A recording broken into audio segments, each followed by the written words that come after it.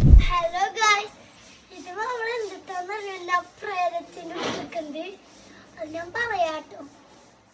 അത് നമ്മള് കൂടിയൊക്കെ മിസ് ചെയ്ത് വിളിക്കാൻ നിൽക്കൂലേ, ഈ പ്രൊജക്റ്റ് ആട്ടോ.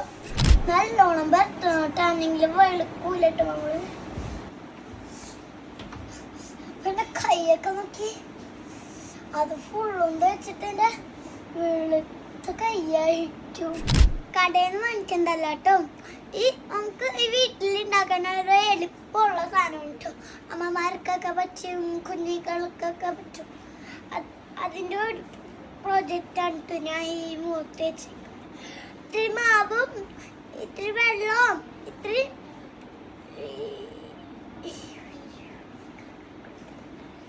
ഇന്നത്തെ വീഡിയോ നല്ല അടിപൊളിയായിട്ടുണ്ട് കേട്ടോ.